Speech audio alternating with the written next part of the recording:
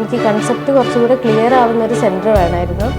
As A mother ഈ ഒരു rank achieve ചെയ്യാൻ വേണ്ടി ബാട്ടി എന്നെ നന്നായി ഹെൽപ്പ് ചെയ്തു. Thank you DBMCA.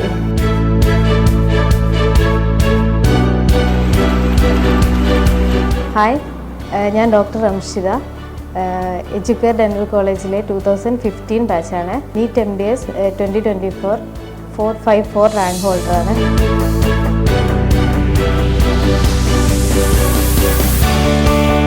പ്രിപ്പയർ ചെയ്യുന്ന സമയത്തൊന്നും ഒരിക്കലും പ്രതീക്ഷിച്ചില്ല ഇങ്ങനെ ഒരു റാങ്ക് കിട്ടുമെന്ന്. അപ്പോൾ ഇൻറ്റേൺഷിപ്പ് കഴിഞ്ഞപ്പോൾ സ്റ്റാർട്ട് ചെയ്യാമെന്ന് വിചാരിച്ചു. എനിക്ക് കൺസെപ്റ്റ് കുറച്ചുകൂടെ ക്ലിയർ ആവുന്ന ഒരു സെൻറ്റർ വേണമായിരുന്നു.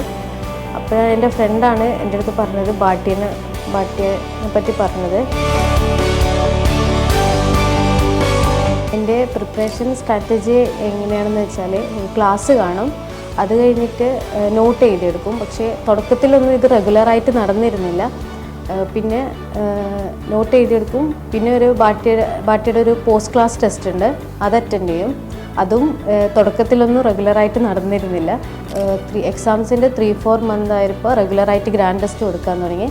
അതെന്നെ എനിക്ക് വളരെ ഹെൽപ്ഫുള്ളായി. ആസ് എ മദർ ഈ ഒരു റാങ്ക് അച്ചീവ് ചെയ്യാൻ വേണ്ടി ബാട്ടി എന്നെ നന്നായി ഹെൽപ്പ് ചെയ്തു. കാരണം ബാട്ടിയുടെ ലൈവ് ക്ലാസ്സസിൻ്റെ കൂടെയുള്ള റെക്കോർഡിംഗ് ക്ലാസ്സസാണ് എനിക്കിതിന് എൻ്റെ കൺവീനിയൻ്റ് ആയിട്ടുള്ള ടൈമിന് കാണാനും. എക്സാംസ് നമ്മൾ സ്കിപ്പ് ചെയ്താൽ നമുക്ക് പിന്നെയും എക്സാംസ് അറ്റൻഡ് ചെയ്യാൻ പറ്റും. ബാട്ടിയുടെ ആ ഒരു പാറ്റേൺ എന്നെ ഹെൽപ്പ് ചെയ്തു. Thank you DBMCA.